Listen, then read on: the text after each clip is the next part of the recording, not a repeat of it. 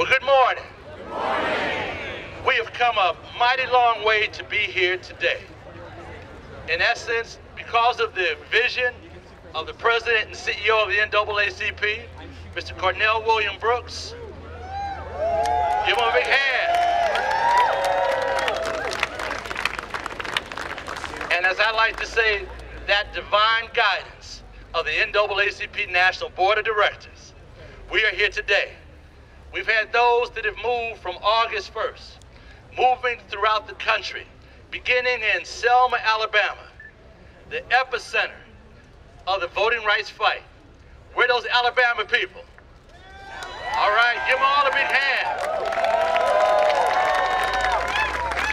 So as it's moved from the Edmund Pettus Bridge, we found our way throughout Alabama and into Georgia.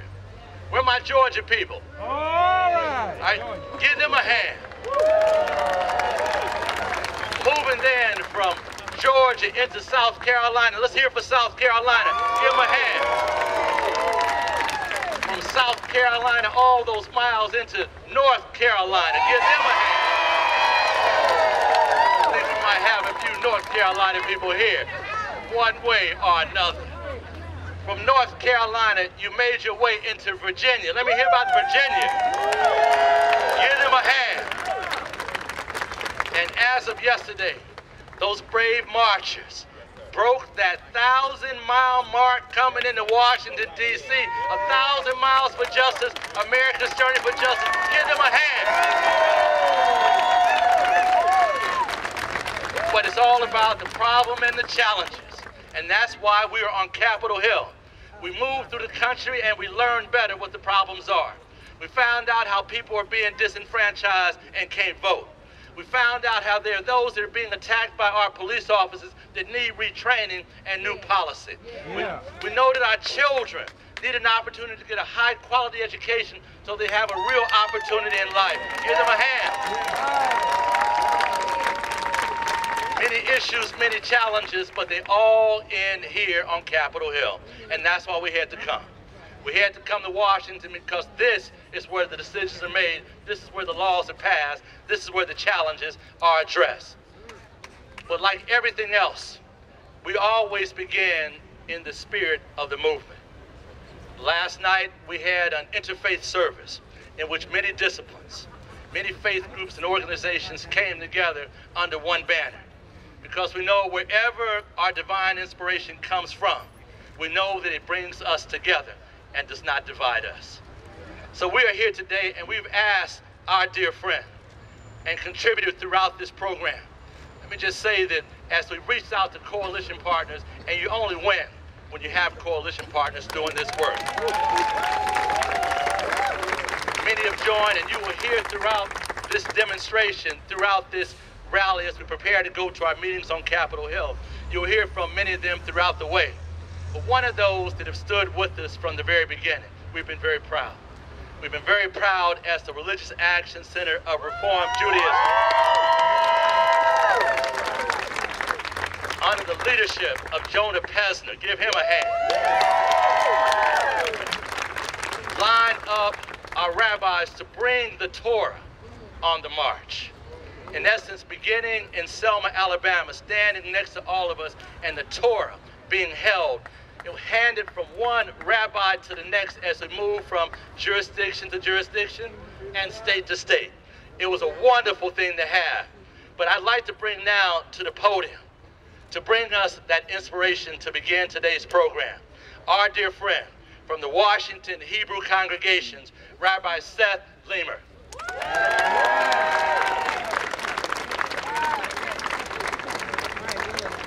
Thank you, Hillary. I would be remiss. It is Chicago Sinai congregation, and they supported us in all of this. Friends, just a few days ago, it seems like hours, our Jewish community celebrated the New Year. Our greetings are Shana Tova, which don't mean Happy New Year. They mean may you have a good New Year. And we do something particular in our Jewish tradition to prepare for our New Year. We spend 10 days in painful self-reflection, leading up towards our Day of Atonement. And during that time, we say these words as a constant refrain: Al chet shechatati lefanecha, for the sin we have sinned before you, O God. And we say them as a community because not each of us has committed these sins, but somehow we have all let them to happen. We stand here today with the nation's capital behind us because our lives, our jobs, our votes, and our schools matter.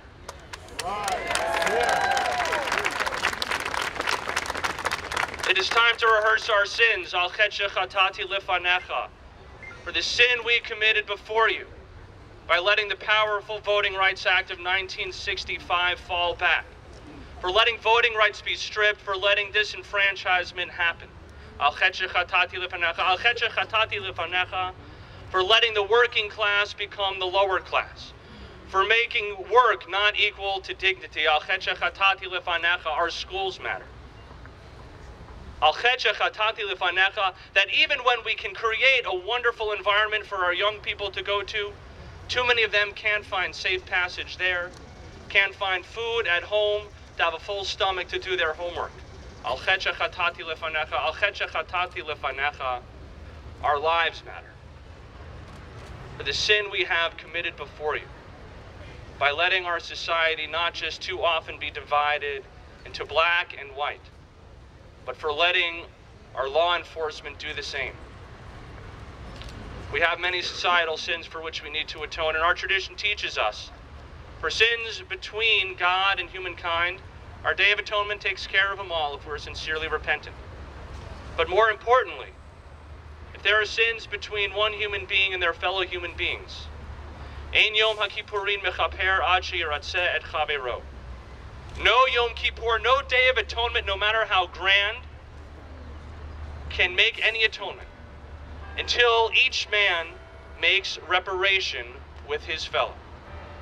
That is the work we are here to do today. That is why this Torah was carried not just by rabbis, not just by Jews, not just by believers, but by Americans who want to make reparations, who want to be what our prophet Isaiah challenged us all to be, restorers of the breach, ones who bring peace. Friends, we are here today. Let us restore the breach, let us bring peace, and let us make this a good, meaningful, sweet, happy, victorious, and justice-filled New Year. Amen. Thank you very much. Thank you very much. As we open, we mentioned that this is all a vision that was laid out and orchestrated and actually completed in a remarkable and, quite frankly, many would say a fabulous way. It's great to be here as we end on Capitol Hill to move a new beginning, to pass that legislation. But I'd like you to join me in welcoming to the podium right now the man that brought the vision to the NAACP and moved to implement that vision. Ladies and gentlemen, the President and CEO of the NAACP, Mr. Cornell William Brooks.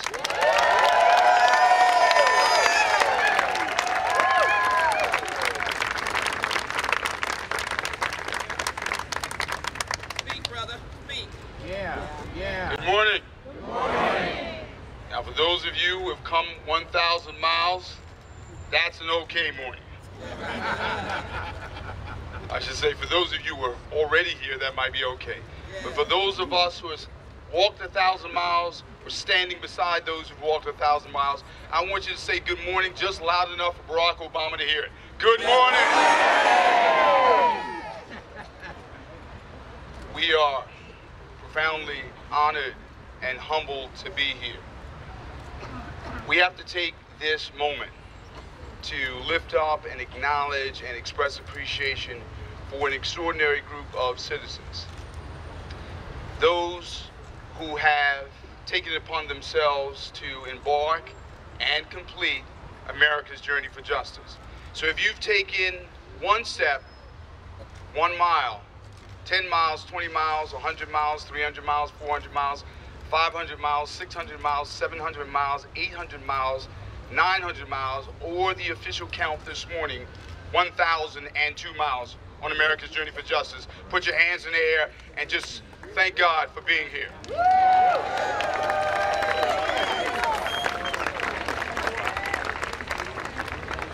And if you're here and you're standing with someone who walked on America's journey for justice, I want you to just put your hands together because we thank you for standing with us this morning. Can we do that?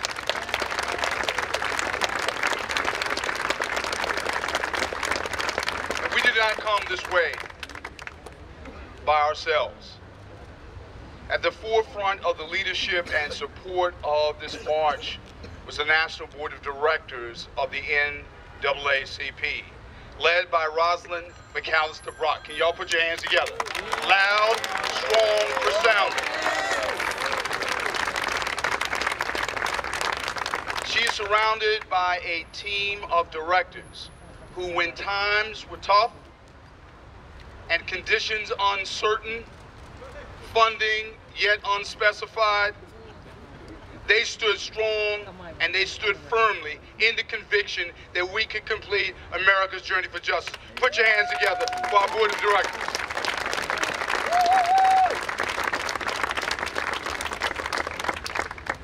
We are appreciative of our special contribution fund led by Dr. Dwight Proctor. We express appreciation, yes. Did I say Dwayne? Excuse me, tired. Dr. Dwayne Proctor. Thank you. We want to lift up a word of appreciation for a group of unusually committed and deeply sacrificial staff, the staff of the NAACP who work day in and day out to put this together.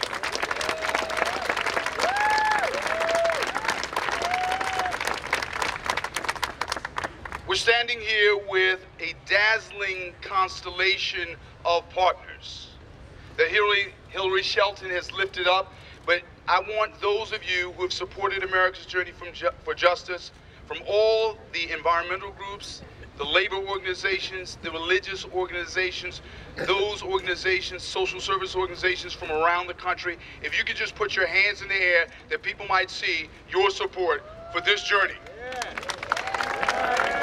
Take a good... This journey has been a journey of... This journey has been one of faith. And we are surrounded today of people from various walks of faith. Rabbis, imams, ministers, priests, preachers. And we are especially reminded of a group of rabbis who heard the Macedonian call and came 200 strong for 46 days of marching on America's journey for justice.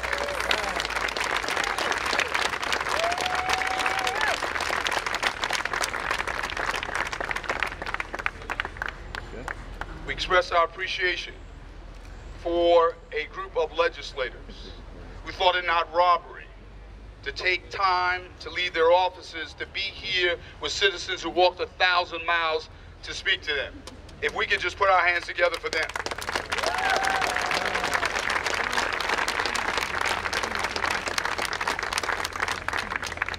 Just two more words of thank you.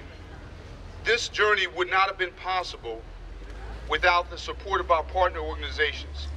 But it would not have been possible without the support, the leadership, the commitment, the dedication of our state conferences from across the length and breadth of this country.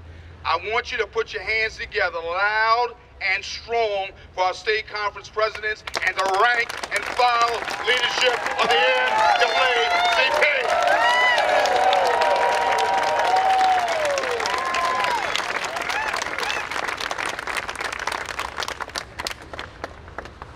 Now, if I could just lift up a few words about this extraordinary journey.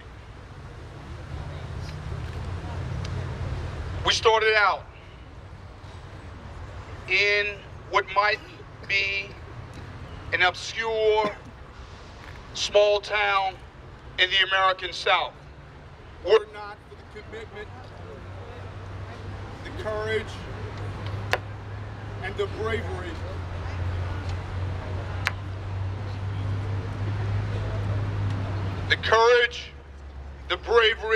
and commitment of an extraordinary group of Americans led by Miss Amelia Boynton, who was beaten to the pavement on the Edmund Pettus Bridge, and Congressman John Lewis, who was nearly beaten to death on that bridge. But for their courage and the courage of so many, we might not know about Selma. But we started out in Selma, Alabama, the birthplace of the Voting Rights Act, purposing, determined to march to Washington, D.C., a journey that we thought would be 867 miles that ended up being 1,002 miles. And on this journey, we carried a book of scripture, scrolls of scripture, called the Torah. And one of the things that we discovered was this book, God's Word, weighing about 18 pounds, which as Torahs go is relatively light. But what we discovered was that whether it was carried by someone of the Reformed tradition or the conservative tradition, Baptist or Methodist, Pentecostal or evangelical, whether it was carried by agnostic or an atheist, by a regular synagogue attender or someone who attends infrequently. Some of our church folk understand that. We found that whether it was carried by a man 6 feet 8 inches tall or by a child 4 feet tall, what we found was that no one was able to carry the Torah the entire distance. What we discovered was that it took the hands of many to carry God's word 1,002 miles. We discovered that whether you carry the Torah across your left shoulder or your right shoulder, the word of God lays upon and across your heart. And so we arrive here in Washington, the seat of our democracy, ever mindful of these words found in the Bible. God gave these words to Joshua: be strong and of good courage. Be strong and of good courage. Be strong and of good courage. Be strong and of good courage. When you walk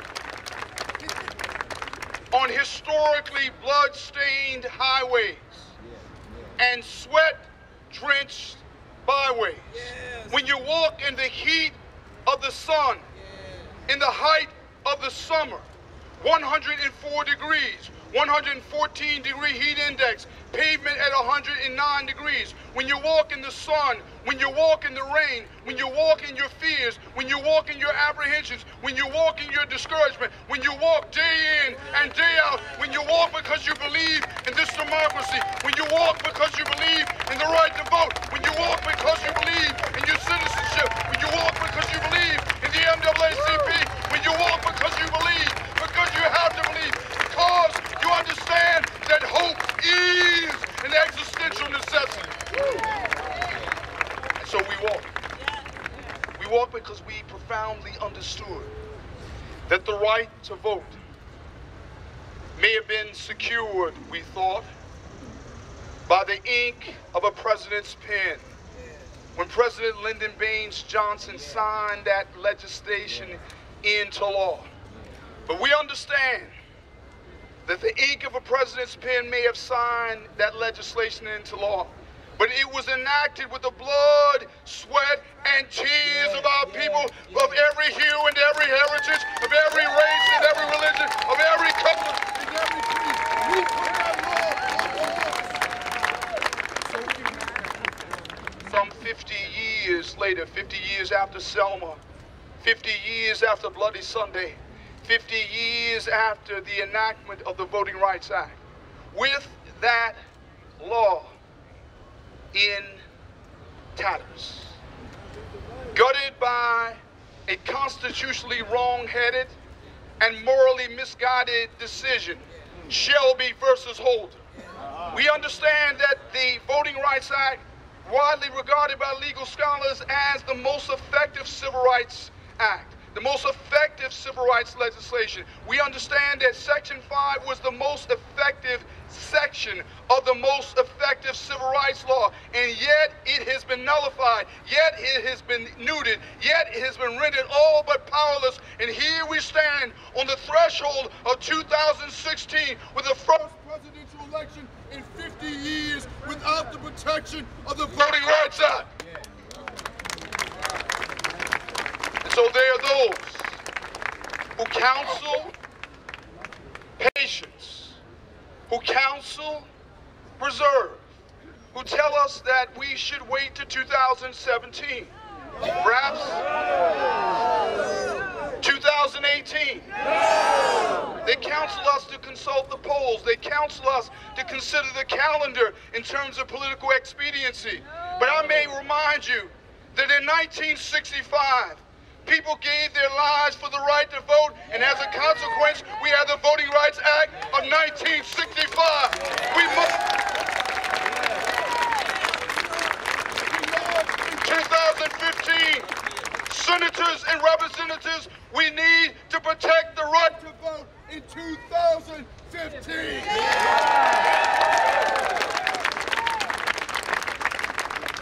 It is my understanding that we have more than a few individuals who are seeking the highest office in the land.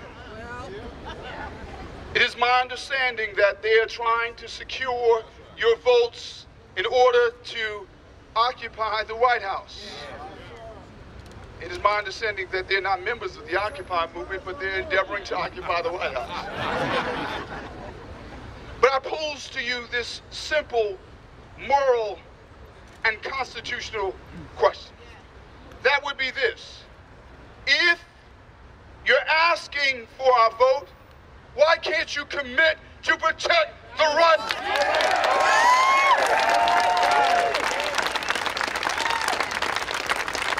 So we simply say, tonight, when those contenders gather to secure your vote in the presidential debate, we ask that the moderator ask the question: if you want the people's vote, commit to protect the right to vote. We call on every candidate for the office of president to call on Congress to protect the right to vote in 2015 and not a decade.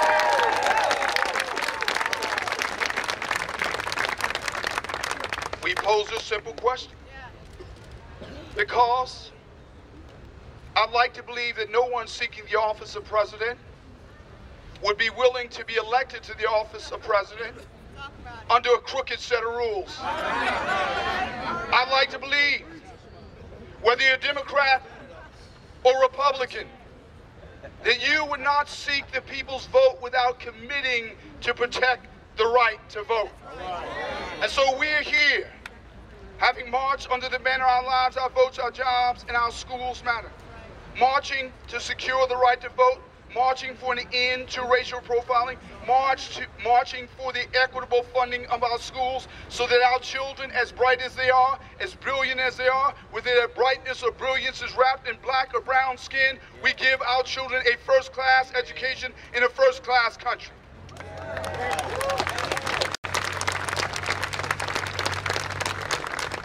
But my brothers and sisters, we did not come here to demonstrate outside the Capitol. We came here to go inside the Capitol. And so we're going to go door to door in Congress, and we're going to lay our petitions down, and we're going to ask them to act on our agenda. Now, we started out meditating on the scripture, "Be strong and of good courage." And on this journey, we've seen courage required. There was a man by the name of Middle Passage. After 920 miles, carrying the American flag as a Vietnam veteran, as a Navy veteran, during a rainstorm, he wrapped up the flag, kept it dry, kept it secure. But when the sun came out, he unfurled the flag, and when the flag dropped, he fell to the pavement. He lost his life marching for the right to vote.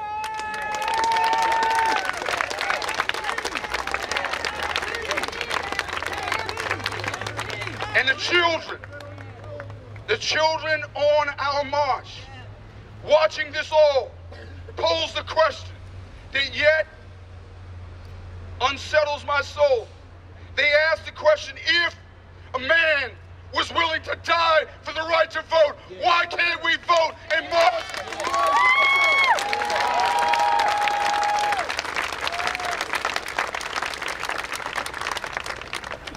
And so as we enter the halls of Congress, it will require courage. Not the courage to face down those who would harm us physically. We've seen that on this march and others. But it requires a different kind of courage. The courage to face down cynicism, the courage to face down pessimism, the courage to face down civic negativity, the courage to face down those who would say, not now, later, not today, later, not 2015, 2016, 2017, 2018. I say to you, my brothers and sisters, if Medgar Evers gave his life for this cause, if Julian Bond gave his life for this cause, if Middle Passage gave his life for this cause, if Rosa Parks gave his life for this cause, if these marchers gave of their lives for this cause, if you're here because of this cause, we want to stand up for the right to vote this very day.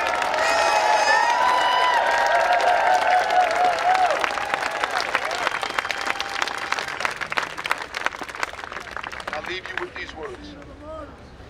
As you walk down the halls of Congress, if you're tempted to despair, if you're tempted to be apprehensive about whether or not we can do that which we purpose in our hearts to do, I simply leave you with these words of a hymn of the NAACP.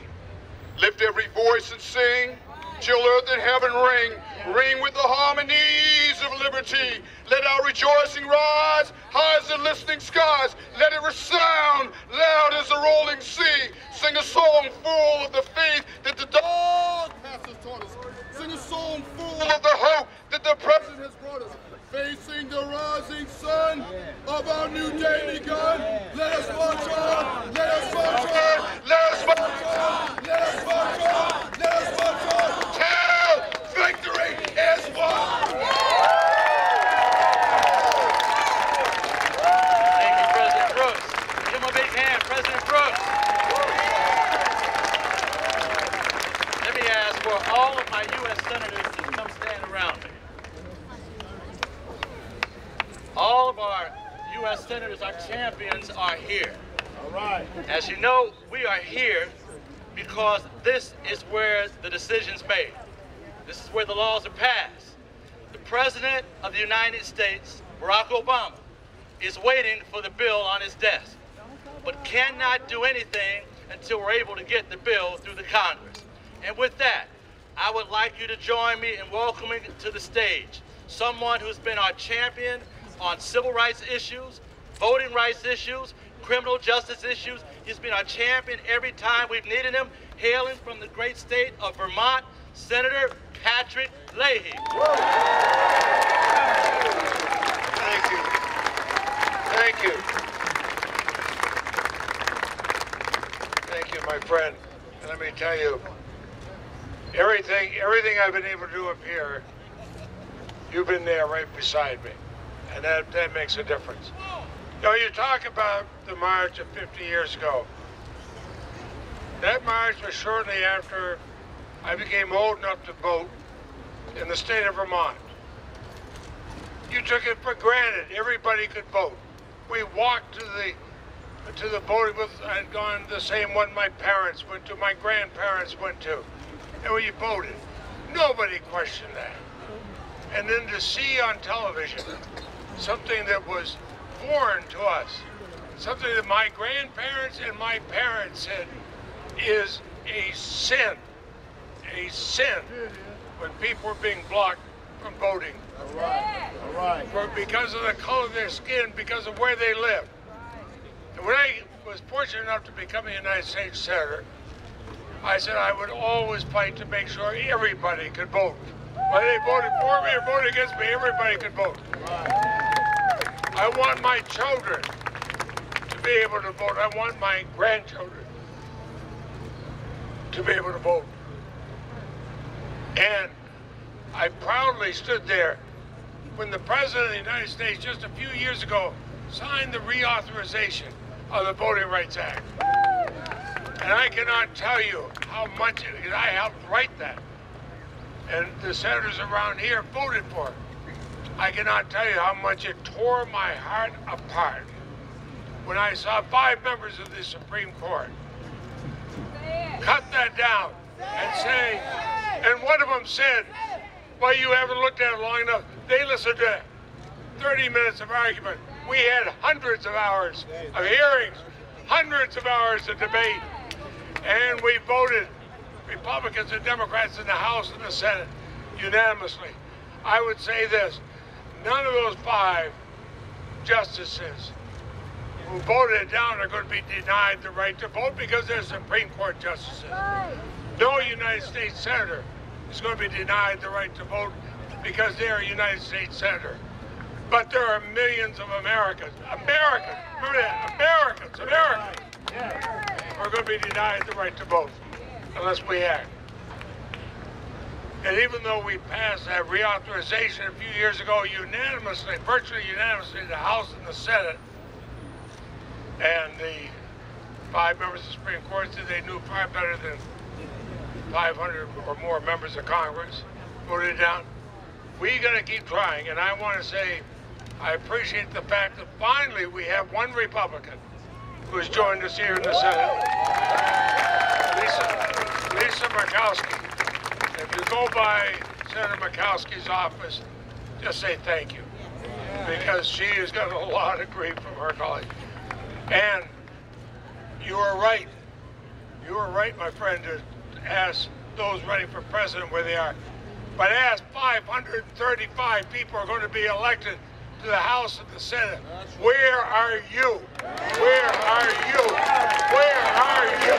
Where are you? Where are you? Where are you?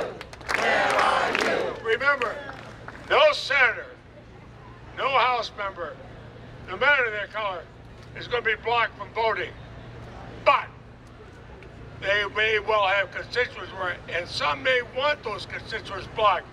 If they want constituents blocked from voting, they don't deserve to be in the United States Constitution. Anybody who would perpetuate having people blocked from voting do not deserve to stand here and take the oath of office to support our Constitution and our laws, because they're not supporting our Constitution. Everybody is entitled to vote. Everybody is. And in our family, this means a lot. We will make sure in Vermont everybody can vote. There are 49 other states. And some, as my colleagues know, that can be difficult. Let's renew the Voting Rights Act. What is wrong with a law that says all Americans should be able to vote? Isn't that a blessing? Yeah. So let me conclude with this. Let us vote.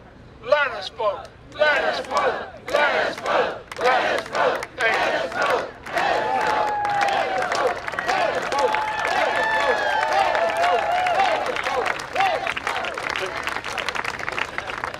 Please give Senator Patrick Leahy a huge hand. Thank you. Thank you for your leadership on the Senate Judiciary Committee. Also joining us, ranking in the U.S. Senate, hailing from the homeland of the President of the United States, our dear friend from the great state of Illinois, Senator Durbin. Give him a huge hand.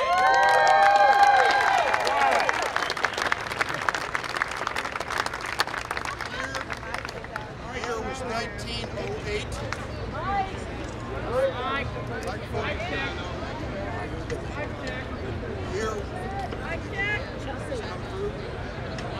It's a politician's nightmare. Can you hear? The year was 1908. There was a bloody race riot. the hometown of Abraham Lincoln, Springfield, Illinois. Because of that race riot, a group came together and said we need to organize for justice. That group was the National Association for the Advancement of Colored People. Your voice for justice has been heard for over a century, and it's heard again today in the shadow of this Capitol. We've spoken at great length about voting justice. May I add another two items of justice? We want criminal justice in America.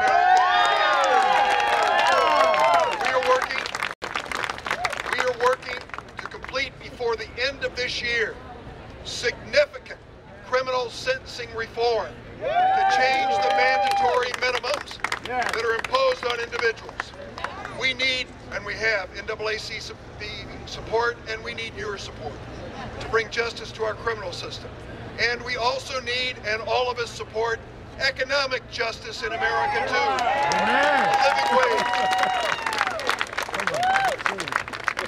I want to thank my colleagues. I know Jeff Merkley marched with you. Thank you, Jeff. I want to thank Chris Coons, Ben Cardin, Mark Warner, and especially Pat Leahy, and so many others who support why you're here. Let's work together, and together we'll bring justice back to America. Thank you. Thank you, Senator Durbin. Bring it to the microphone right now. Hailing from our next door neighbor to Washington, D.C., our dear friend, Senator Ben Cardin. Thank you, Hillary Shelton. This is America's journey for justice. We are proud to stand with the NAACP in this journey for justice for all Americans.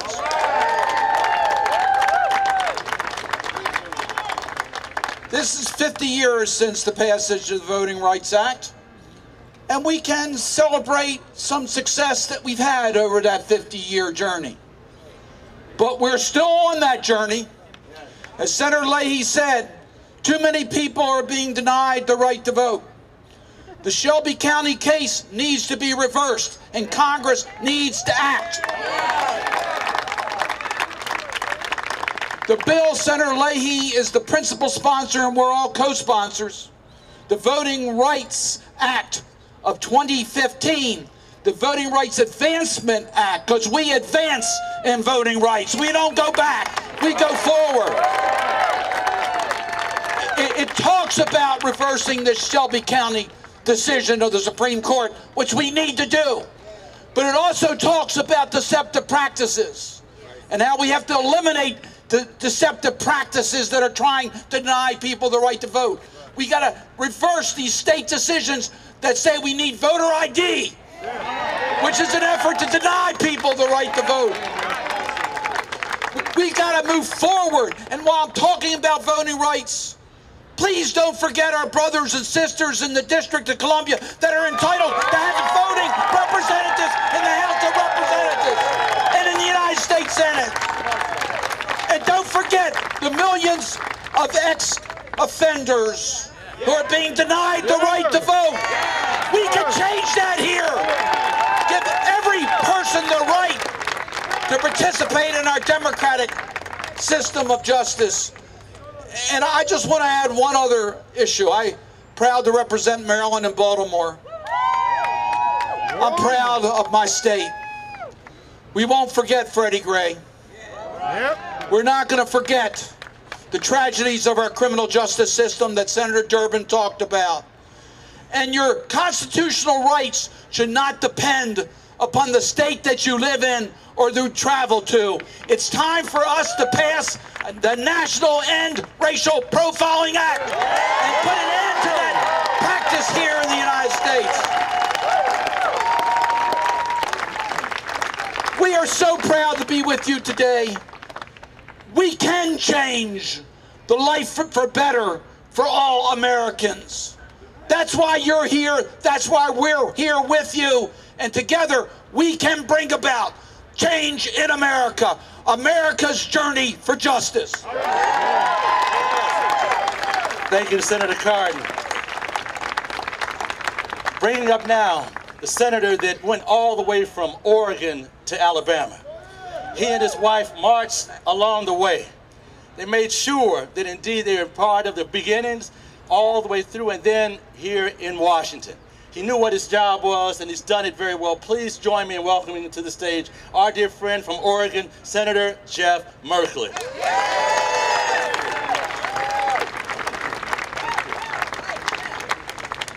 You know, those first 2 days down there in Alabama, the humidity was 100%, the heat was radiating off the pavement, and there was sweat coming off of everyone, and a search for water, a search for ice. And in those moments, as we walked side by side, I heard story after story after story, and one of those stories, and it's been referred to by Cornell, was Middle Passage. He left Colorado, he came to Alabama, he went on that march with a purpose, as did so many others. So thank you to every Middle Passage who gave up their life to come and join this March for Justice. So are you ready to fight for justice? Are you ready to fight for criminal justice? Are you ready to fight for environmental justice? Are you ready to fight for economic justice? Well then, we have to go from here inside these halls and carry that message. I'll tell you this, after 1964, the passage of the Civil Rights Act, Martin Luther King said, Civil Rights Act without the Voting Rights Act is dignity without power. Yes, dignity is important, but we need power as well. Are you ready to fight for power, the power of voting? Is it wrong for states to curtail early voting to turn people away? Is it wrong for people to shut down the polls early to turn people away? Is it wrong for people to put big hurdles of unnecessary ID to turn people away? So what is right is we the people. The first three words of our Constitution, we the people. We need a we the people America, and that means voting rights. Let's go and make it happen. Thank you so much. Thank you, Senator Merkley. Senator Chris Coons of Delaware was just here. He had to leave, but he just brings his strong support, serves on the Judiciary Committee as well. Give him a huge hand. We'll switch gears for just a second. As we prepare for a number of the important judiciary hearings, Senator Leahy had to run back to get ready for that hearing that's going on right now, probably fashionably late, but we're happy that he was here. But there's no one that has been in the forefront of this struggle for us longer than the man from Detroit. Coming in from Detroit, Michigan, the Dean of the Congressional Black Caucus, ranking on the House Judiciary Committee, Mr. John Conyers.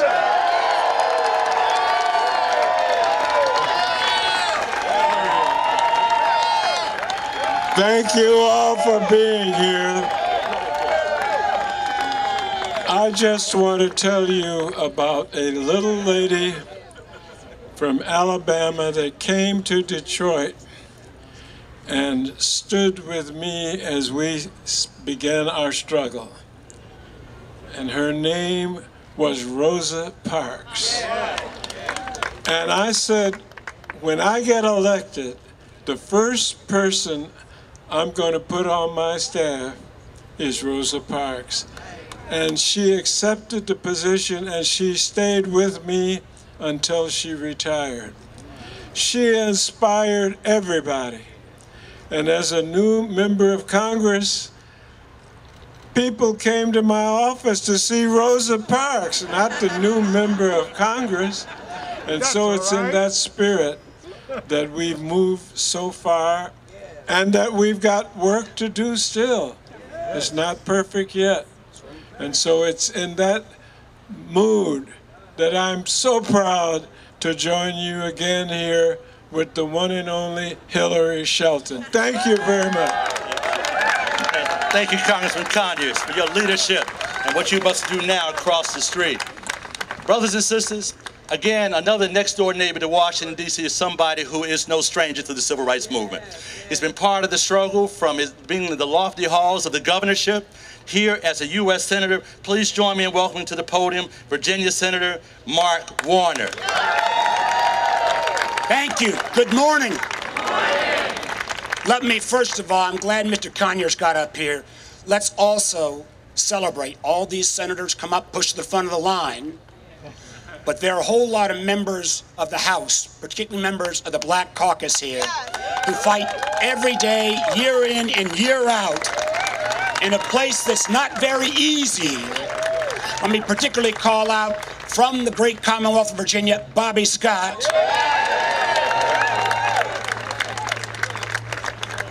Folks like Bobby who fight in the House against immeasurable odds, day in and day out. Let me also acknowledge your great president, Cornell Brooks.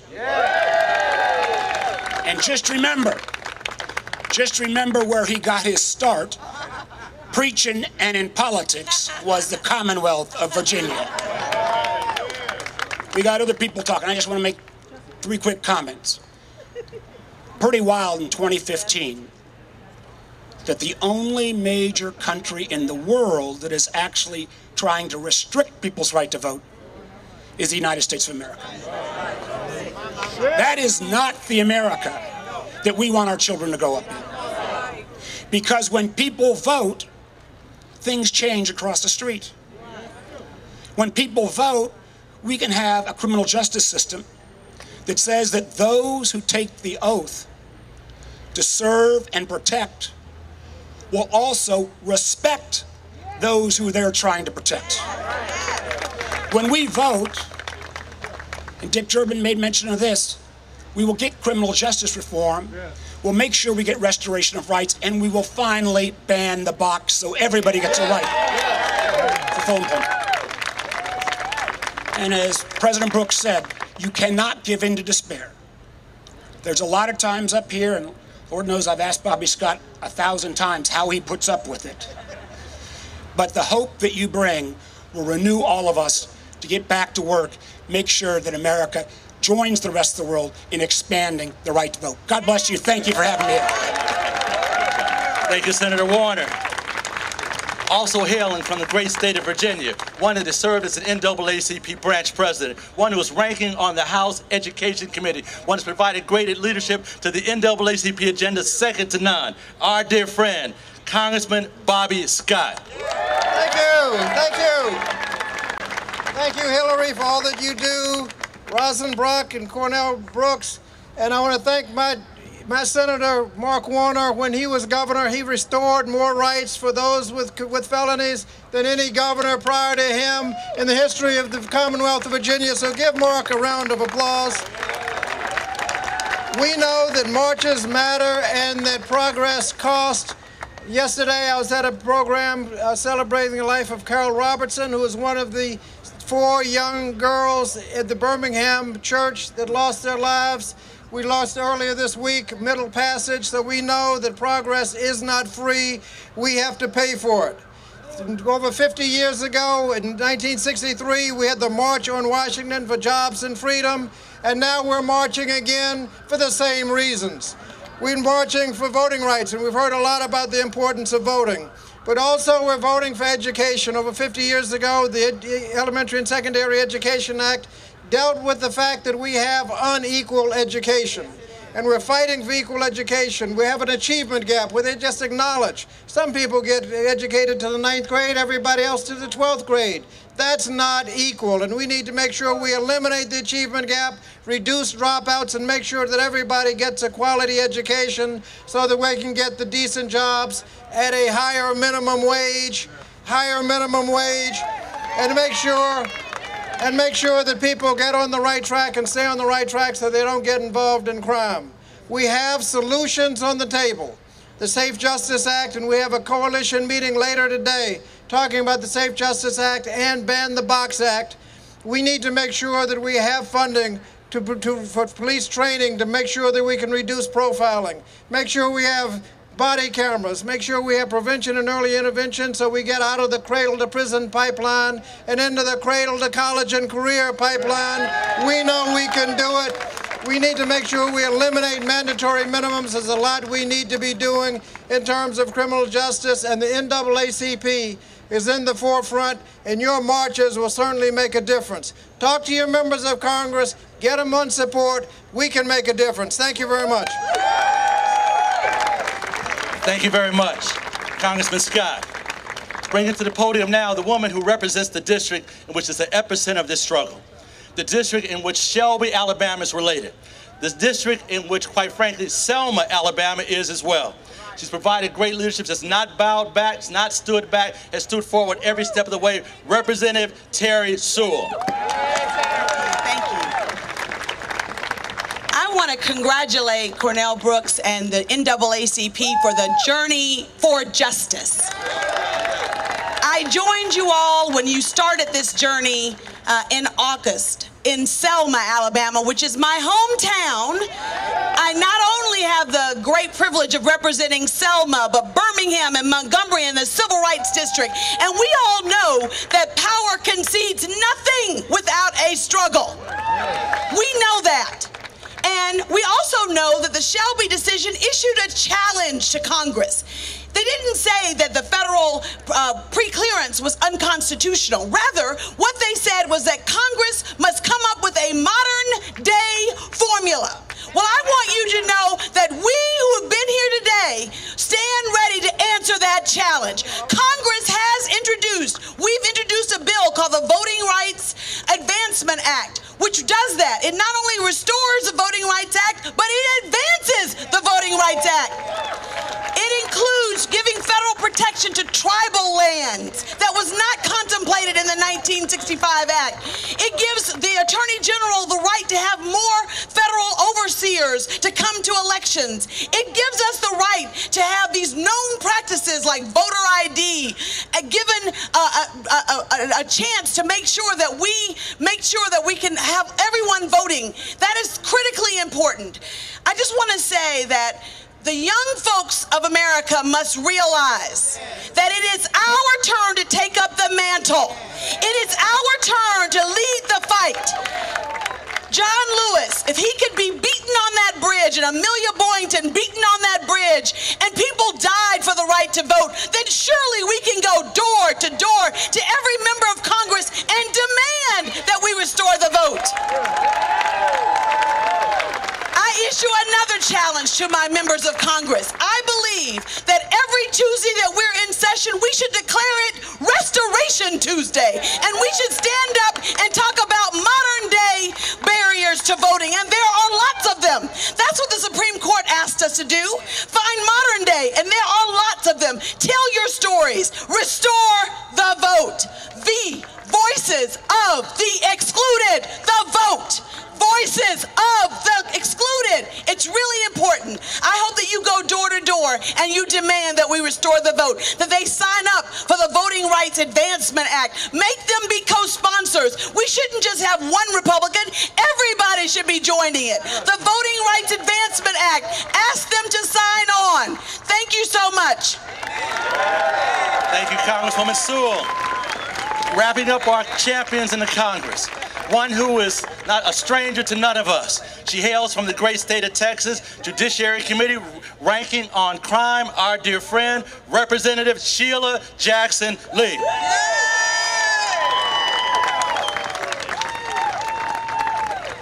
What a day we have had. And I ask you just for a moment, I know that we have been listening to resounding voices. But you know, I understand in many of the books of faith, sacred ground can be made where we stand. And I ask you, as Rabbi Pessimer and Reverend Deere is here, and I've ordained her, your Chairman Brock, I've ordained President Brooks.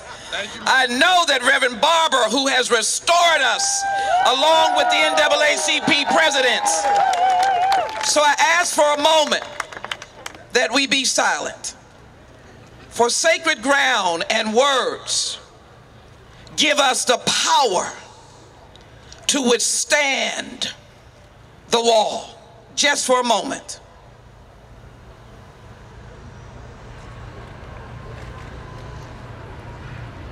I thank you for that. I am not in any way ordained, but there's something about being taught by your grandmother.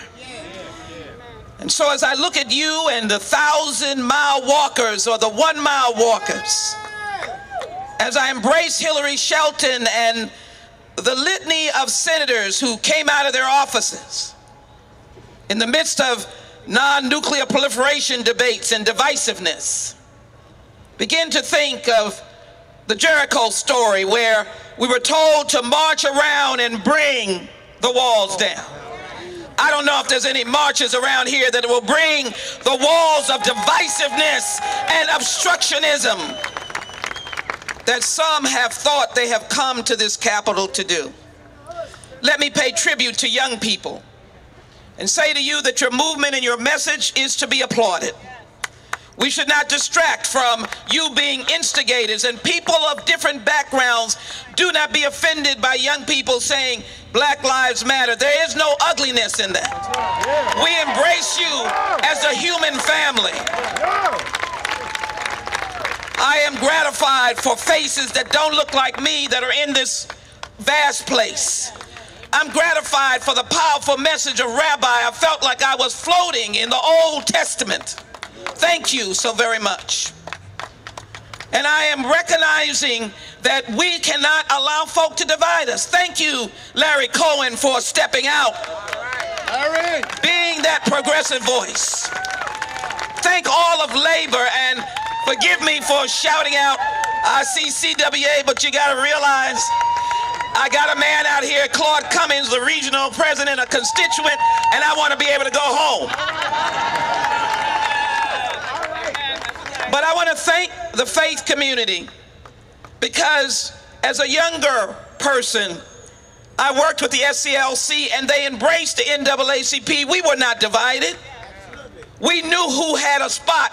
They put me in the streets of North Carolina and South Carolina with James Orange and working with Hosea Williams. Some of you know those names. I was a pipsqueak. But I understood place, learning. This is what you have done, Brother Brooks. You brought us to a learning place again. We have come to this place with your chairman and board of directors, and thank you. You know, 5 loaves and fishes, y'all found it and the money came. I love my chairman, Brock. She was with me the other night. Let me get my words. I am delighted to be on the Judiciary Committee with John Conyers, Bobby Scott, and now be the ranking member. When I got on as the first woman ever to serve in that capacity, I said, we're going to breathe life in this idea of criminal justice reform. We will not walk with our heads bowed down, scared. We don't want to talk about crime and criminal justice reform. And so as you've heard about the voting rights, which, by the way, let me say to you, I sat on that committee twice, but particularly in 2006 and 7 when Hillary and NAACP and everybody worked together, and we had 15,000 pages of testimony to the United States Supreme Court. I hate to say it, you were wrong. 15,000 to say that the Voting Rights Act needed to be. I support the advancement, but I also want you to know that the VZ versus the state of Texas, we brought down the worst voter ID law that there can be, and they're trying to block us from having that law be knocked down. So there is a moment to be sacred and silent in order to restore yourself and to stand on the life of middle passage. To go forth here and take your shoes and your march for justice and put your footprint on the halls of Congress. Are you ready to do that? For let me say this, as we have dug into the weeds of criminal justice reform, it is an unbalanced, it is a discriminatory, it is a demolishing of lives system. It does not uplift, it does not keep you safe, it destroys. And so I ask you, as you walk for voting rights, remember the issues of criminal justice reform. 1 point, jail reduces work time of young people over the next decade by 25 to 30% versus those who are not incarcerated. We introduced the ban to box just a few days ago with senators and members of Congress. What is that funny word? We don't want you to be a felon and not have food in a house. We want to be able to get you interviewed for a job. And then if they find that you are not capable of the job, then my brothers and sisters, you can go on to the next person. But how do they get a job? I went to a barbecue place in Houston, Texas. I'm telling it. And the brother there working for 11 years said, I'm a felon, I can't get an apartment. He had a job. He wasn't on the streets. Congress, listen to this. And then I want to say to you that we have taken on, and let me thank my ranking, I call him Chairman John Conyers with a great history, my friend Bobby Scott. We have said that air must be breathed into judiciary, and no matter what the folk are saying on the other side, that we're not going to let go. So I leave you with these 3 initiatives, because I started out by thanking the young people. You need to certainly know a young man in New York. He had his own civil rights, if I might say, stand. Caleb, a young man that went to Rikers Island at 16 for a stolen backpack of a person who was not in the country when the backpack was stolen. Well, I don't know how the backpack got stolen. I could have said I found it. But he went to Rikers Island and went into solitary confinement for almost 2.5 years. 16. He took a stand. He said he wasn't guilty. The lawyer forgot he was there, was overloaded. I love you lawyers, but you know how it is. Overloaded. Poor mama got on a bus as much as she can to go over that bridge to Rikers Island. Just think of it. Think of Middle Passage giving his life because he wanted voting rights and young people to be able to have a future. Caleb fought against being convicted. He finally got out and took his life. I'm banning legislation to ban solitary confinement for our young people. You need to be fighting for criminal justice reform. We've introduced legislation to ensure that we have alternative sentencing for young people. Not jail, but sit them somewhere else, at home, somewhere. Yeah. And then finally, we want to make sure that they can block their records. Do you know I'm age 16 and at 24 I've got to tell somebody I was arrested? What life are you giving me? That ain't right. So I started by saying this is sacred ground. Yeah. I was moved by the story of Middle Passage. I don't think I'll ever get through with it. I think he's going to be on the floor of the House. I'm going to be calling his name. I'm going to be in the Judiciary Committee calling Middle Passage's name. One of the most hollowed rooms, because that's where justice is supposed to be rendered and rolling down like a mighty river. But I will say to you today, I'm infused with the story of Jericho. I'm moved by the sacredness of this time. I'm grateful to all of you with the NAACP taking its historical role, matching it with our friends from the Christian and Jewish and Muslim community, from labor, from our environmental community and our activists. Oh, what a mighty river this is. And I just want to ask you, are you going to be ready for getting the voting rights restored, criminal justice, and the economic opportunities of jobs and housing? Remember, don't say old-fashioned, talk 21st century, and we are going to be the blockbusters for making sure that your justice feet walk these halls and we get legislation passed to the President of the United States, and President Barack Obama, before his term ends, will sign a mighty reformation of the United States of America. We will stand no more for injustice. We will stand and march for freedom and justice. Thank you, President Obama. I'm going to be there for that signature. Are you going to be there? Are you going to be there? Are you going to be there? We will be there together. Justice reigns today. God bless you. God bless our veterans. God bless the United States of America.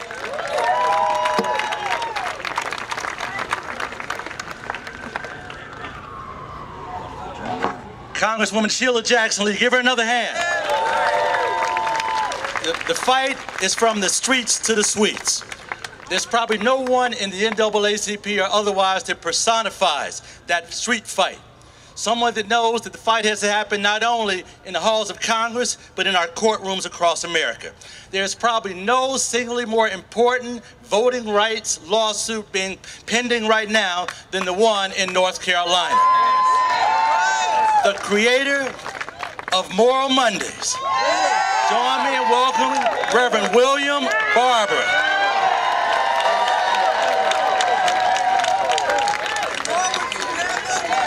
Step back. Together.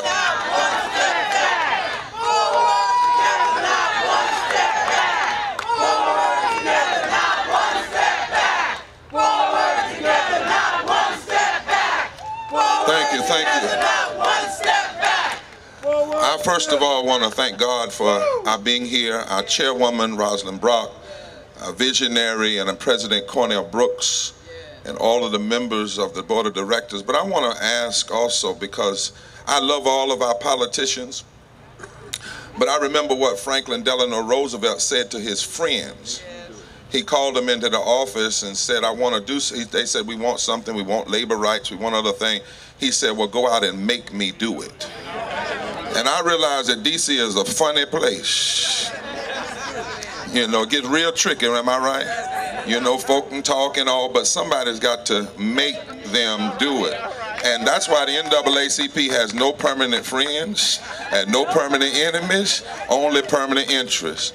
And the group that we really have to recognize are the troops. So Derek Johnson is here as a state president, a volunteer state president. Where's Mississippi? Is Francis here? The states we walked through, Johnson. Is Lonnie Randolph, I'm calling their name, the president in Virginia, the Adora in Florida, Alabama, Brother Simonton. Some of them may already be over the hill, but it is important that we understand that this is not a fair fight, this is a street fight. We are in the middle of the possibility of a third Reconstruction. And the ancestors, descendants of the deconstructors that tore up the first Reconstruction of the 1800s and the second one of the 1960s are well at work today in this nation. I also want two young people, Mr. President, if you don't mind, from Rhode Island, because of diversity. If they put a picture on this, these young people step right there beside President Brooks. I want you to see this fight. Look at this young. And you understand that it's a black fight. It's white. It's all of us. And then Rosanelle Eaton and Ruth, one 90 years old and another 80. I couldn't walk. I have a disability. And Miss Ruth, come on, who's 85 years old, walk. And Miss Rosanelle Eaton, now you know, you look at that age, they came up through something, Rosalind. They came up through segregation and all those things. And I just want, because we need to see the face of the movement. And it's a ground, this is just the beginning. Please do not see today as an end. And we cannot leave it up. Hillary Shelton can't do a thing without leverage. Can't do a thing without leverage.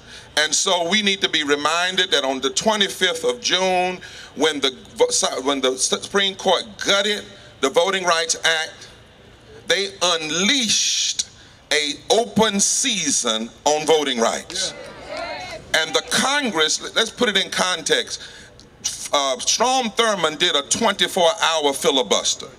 This Congress has done a 27-month filibuster. A 2-year filibuster, Larry, and refused to bring up Section 4 for renewal. And this regressive and extreme attack on voting rights has unleashed it all over the South, all over the nation. In North Carolina, we have the worst, but it's not about North Carolina. Derek and I talk all the time. They're testing it in North Carolina to see if they can spread it around the rest of the nation. And we need to call it what it is. We have come here today, our president has brought us here because what is happening in our nation today is a crime against democracy. And today, as you walk into that legislature, we are going into the scene of the crime. You might not see any yellow tape around, but I'm here to tell you, those buildings over there are the scene of the crime. And what is the crime? Systemic racism, attacks on the poor, and attacks on all of us as Americans. And make sure that we understand, an attack on voting rights is an attack on public education. An attack on voting rights is an attack on those who want police reform. An attack on voting rights is an attack on labor. An attack on voting rights is an attack on health care. An attack on voting rights is an attack against those who want to raise the minimum wage to a living wage. Because when you allow extremists, Republicans or Democrats, to steal elections, and I have to say Republican, Democrat, because in North Carolina we had some Democrats vote for our extremist bill. So when you allow extremists to steal election, it's a crime against democracy. It's constitutionally inconsistent, it's morally indefensible, and it's economically insane. Now let me do what Representative Jackson did and ask us all to be quiet just a moment and listen to this. I want you to hear something because you'll hear it in the wind. Madam Chair, you'll hear it. Today, Hillary, 52 years ago today, the nation was being rocked by the death of 4 girls. Today. 16. It happened yesterday, but today the nation was being rocked by the blood of 4 girls blown up in a Birmingham church. 50 years ago, 50 years and 19 days ago, a white woman was shot to death after the march ended in Montgomery. Think about that now. She wasn't shot before the march, during the march, but after the march. After the march.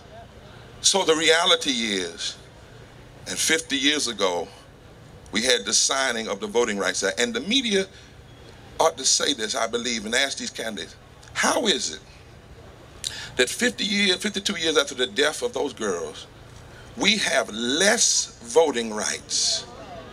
Think about that for a minute. Less voting rights today than we had 50 years ago. Now Henry Thoreau went to jail for civil disobedience.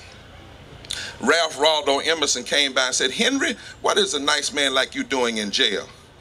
And Henry said, considering the injustices of slavery, what are you doing not in jail? And then somebody asked Henry Thoreau, will you repent for being so disruptive? And Henry Thoreau said, the only thing I will repent of is for not asking myself the question earlier, what demon possessed me to be so nice in the face of so much injustice? So, Mr. President, from down south and in the street and all the presidents there, we make you this promise. We'll lobby today and we'll talk today. But when it's time to lay down in the halls of Congress, why y'all get scared? When it's time to lay down and go to jail and engage in civil disobedience because there's a crime that's happening in the halls of Congress, somebody needs to investigate it. Somebody needs to find them guilty, and somebody needs to bring redemption to America and our politics right now, today, and not tomorrow.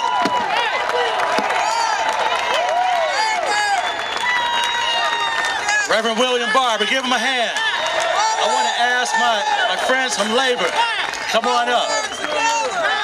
My Labor presidents are here. Not one step back. Forward together. Not one step back. Forward together. Not one step back. Thank you, thank you, thank you. Now, you know, we always say at the NAACP, we got on those buses every single time along the way. But every time we've gotten on those buses, one thing was for certain. It was labor that paid for those buses. As we look around and see the labor signs, you see the art, we've got just some recognition of those presidents right here. So I want you to join me in bringing to the podium the president of the American Federation of Teachers, Randy Weingarten.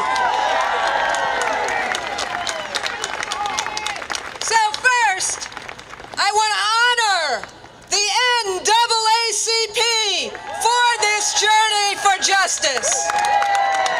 And as we honor the NAACP, many of us are here in many hats.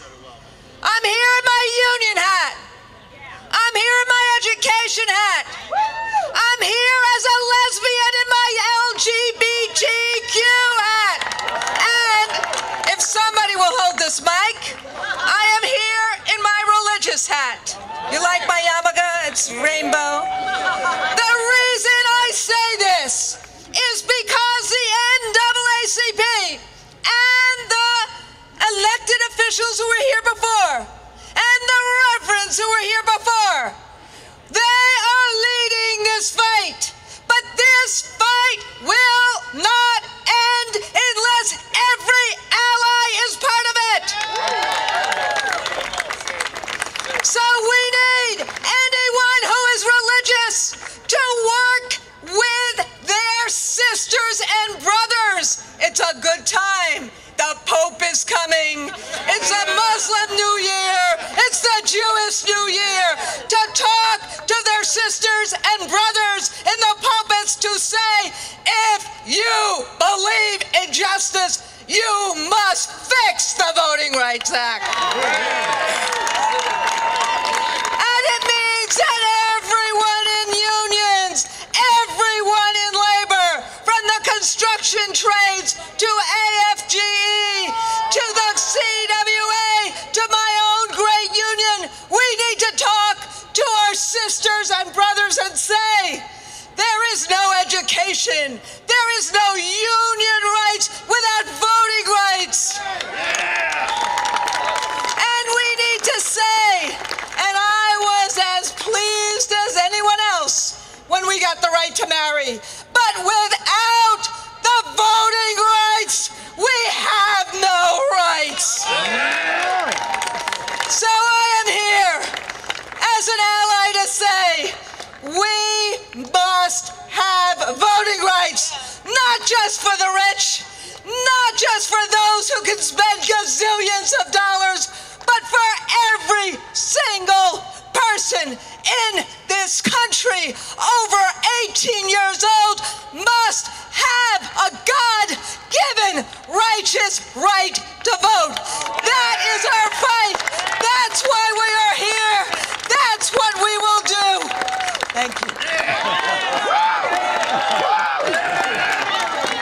Randy Wingarder, coming in as that union that oversees other unions in the Brotherhood and Sisterhood. The Executive Vice President of the AFL-CIO, Tafari Gabre. Thank you, brother. Good morning, brothers and sisters. Do we have union members here? I want to hear you. Do we have union members here?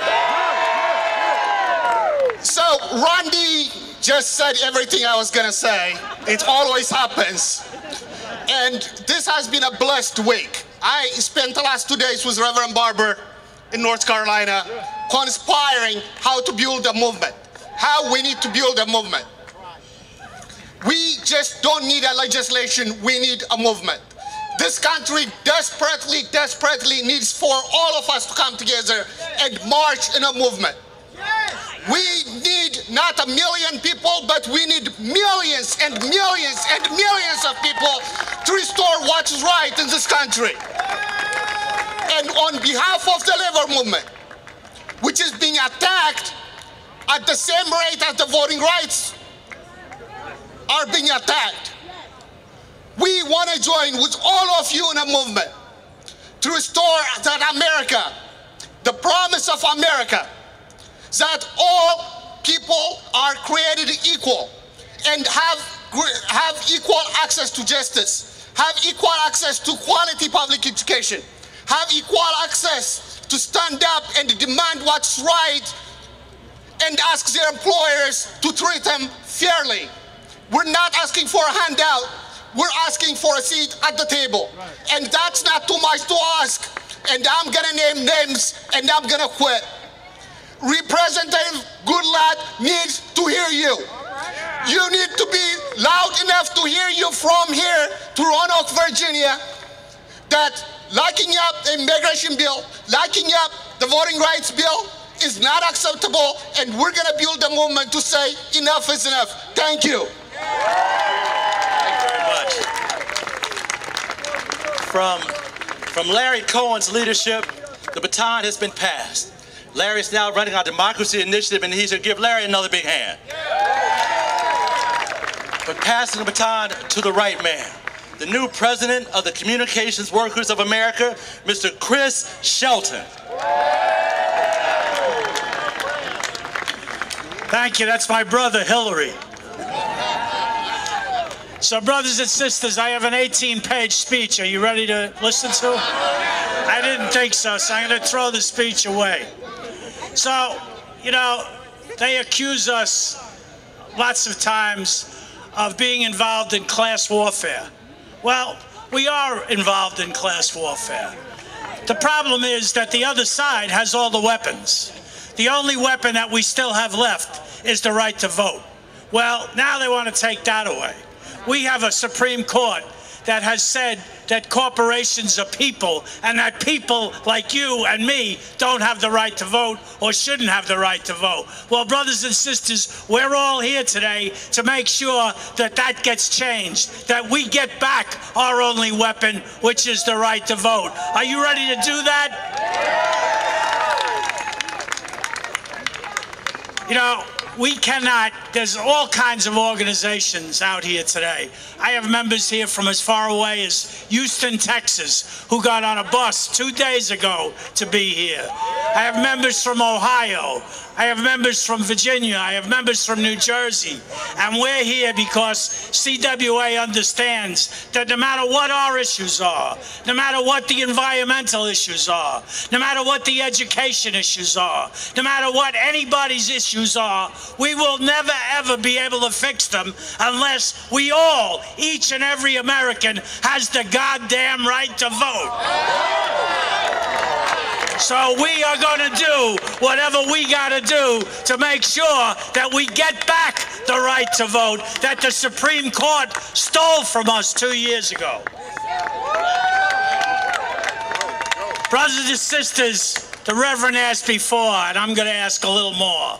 Are you ready to do what we have to do to make sure that we fix the Voting Rights Act? Are you ready to stand together? Are you ready to march? Are you ready to rally? Are you ready to go to jail? Are you ready to go to the halls of Congress? Are you ready to kick some ass? Because that's what we're going to have to do to get the right to vote back. So, brothers and sisters, CWA, our 700,000 members, will be with you until we get that right back, and we will not rest until we all get the right to vote back. Thank you.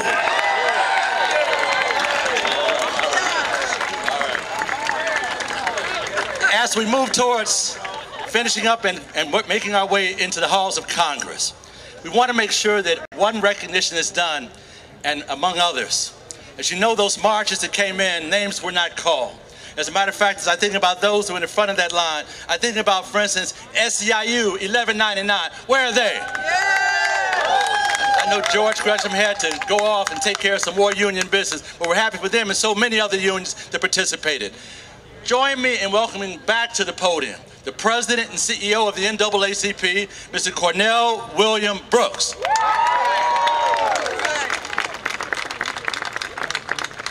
I just want to take 1 minute to recognize a group of people who literally marched from Selma to Montgomery. These folks back here, can you raise your hands if you just started out and you finished?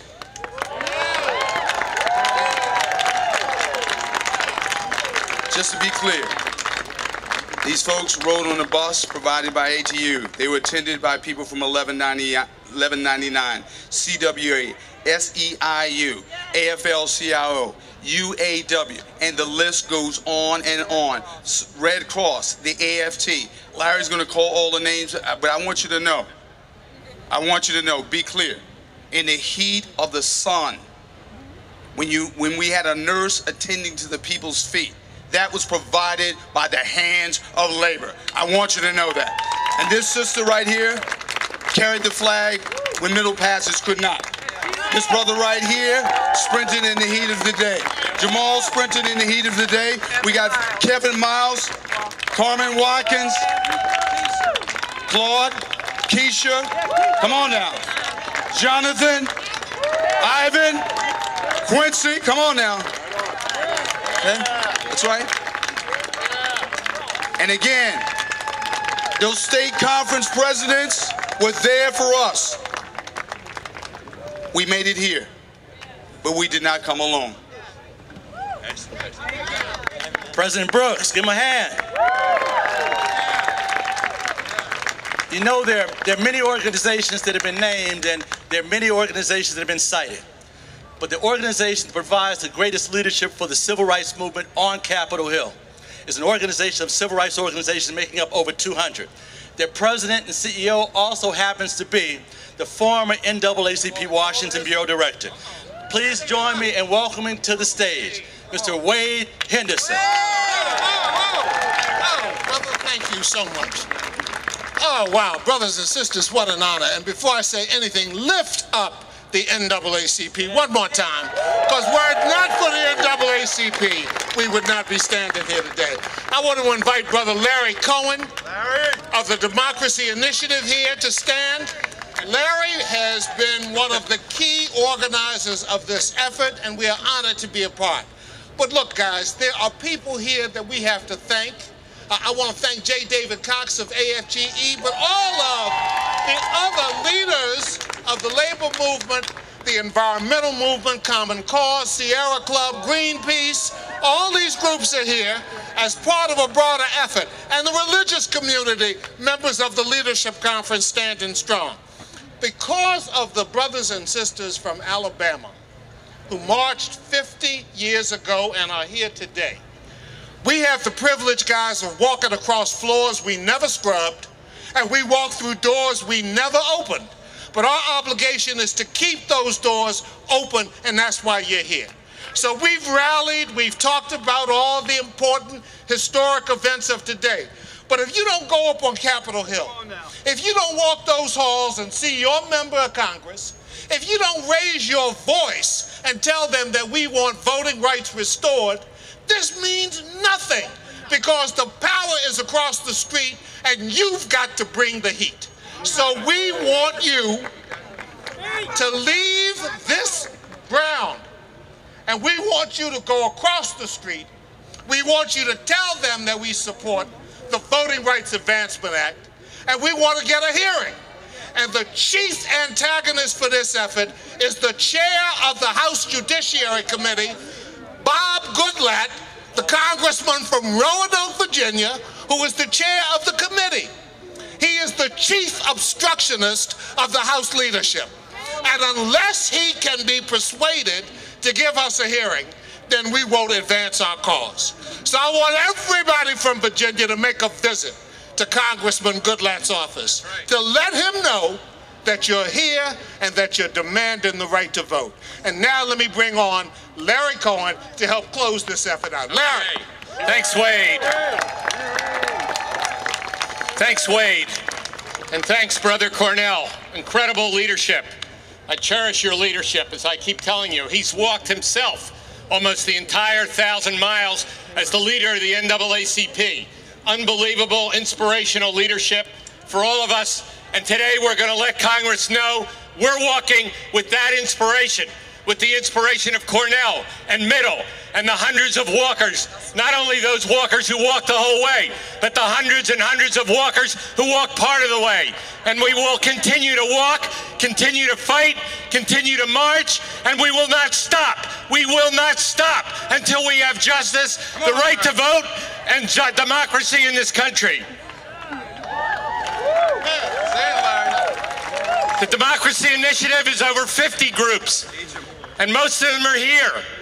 And it started with the NAACP, and it started with Sierra Club and Greenpeace and our union, and then Common Cause and AFSCME, and over 50 more that are here. And I'm going to call out these groups that have at least 10 people here today, not just to recognize them, but because, as we say in Democracy Initiative, we need to mobilize millions. We need to take the message we have here to all of our members. Because if we care most about climate change, we're not going to get it when 30 million people can't vote in this country who would be on our side. If we care most about workers' rights, which are in shambles, total disgrace, under attack, and now a presidential candidate saying, Walker, call out his name. I want to get rid of all the workers' rights that are left. But we can't win these fights when 30 million people can't vote. It doesn't matter what our issue is. Democracy itself. We have to figure out, how do we unite our members? So I'm going to call them out. Call them out. NAACP. NAACP Legal Defense Fund. And National Voter Fund. The Leadership Conference. The Lawyers Committee. The National Action Network. The Advancement Project. National Council of La Raza. Project Vote. Asian Americans Advancing Justice. National LGBTQ Task Force. Fair Elections Network. Human Rights Campaign. That's the civil rights and voting rights community part. Environmental groups that are here, including the top leadership. Sierra Club. Greenpeace. League of Conservation Voters. NRDC. Friends of the Earth. Clean Water Action. And from labor, you heard from many of these. The communication workers. The AFL-CIO. AFSCME. Service employees. Postal workers. Transit unions. National Education Association. Jobs with Justice. United Auto Workers. And the democracy groups. Common Cause. Public Citizen. People for the American Way. Every Voice. National People's Action. Alliance for Justice. Demos. U.S. Public Interest Research Group. Rethink Media. Campaign for America's Future. Center for Community Change. Free Speech for People. The Rural Coalition. U.S. Action. U.S. Student Association. Voices for Progress. Let's go in there with a loud voice today. That today we are here to talk to you. But we are demanding, members of Congress, that you stand up and act. If you're a Democrat, don't just tell us it's their fault. It's on your watch. It's on our watch. What are you willing to do, members of Congress? And if you're a Republican in the House, shame, shame, shame on you. Shame, shame, shame on you. Shame, shame. Not one member of that caucus at this moment supports restoring and advancing voting rights. It's a shame because when voting rights was passed, many of them were there. When workers' rights were passed, many of them were there. When environmental rights were first talked about, some of them were there. But the point today is this, that we're putting them all on notice. We're not just going to walk those halls. As Reverend Barber said, we're ready to come back, we're ready to sit down, and we're ready to stand up and fight back because we know what do we do when we're under attack? We stand up, we fight back. We stand up, we fight back. We stand up, we fight back.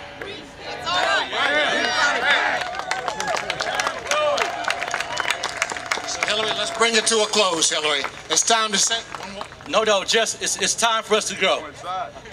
On a bench just to my right is all the paper that you need. When you come out of those offices, you've got to leave something behind. We want you to go now to those offices. If you have questions about where your meetings are held, look for NAACP marshals. We'll point you in the right direction. Now's time for us to march from this part to the halls of Congress. Thank you very much.